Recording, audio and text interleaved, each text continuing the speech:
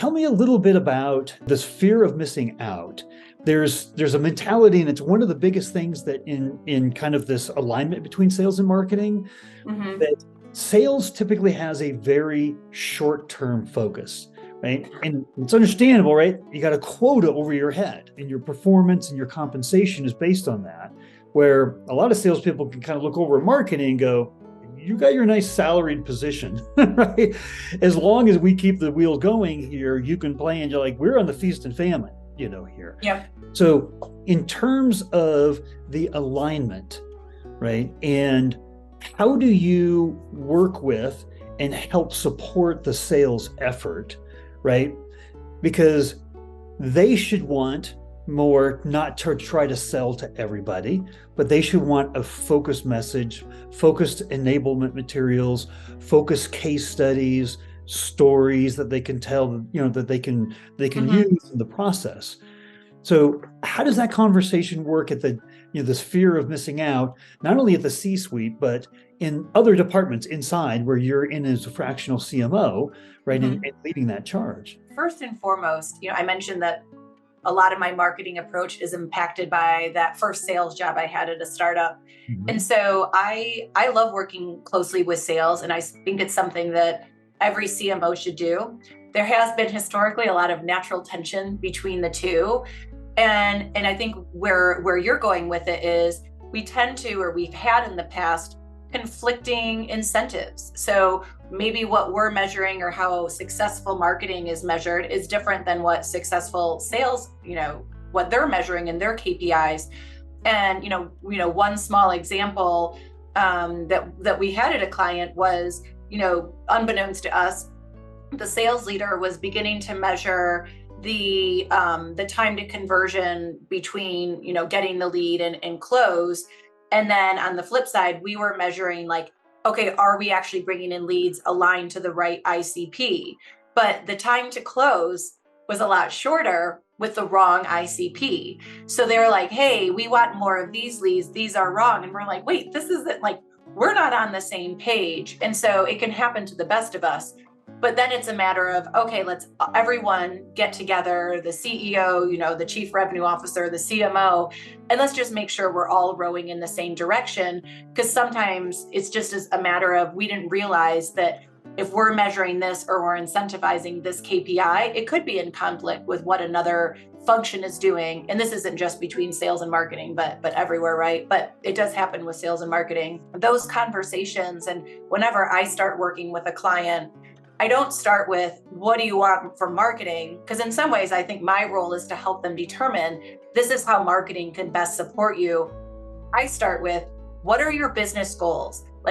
We're coming up on a new year. Where is it that you want to leave? Where do you want to be at the end of 2024 that it will be successful? What are your revenue targets, your retention targets, all of that? And then we can audit, where are we today? What are the gaps? What's going to make the most impact on where we are today versus hitting those end of 2024 goals?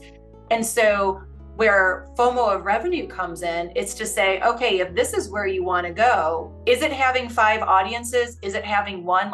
We can kind of shape that conversation around the end state goal rather than just trying to talk about, oh no, you got to narrow down your audiences, or just approaching it from the marketing lens. Because ultimately, marketing should be playing well in the sandbox with multiple functions across the company.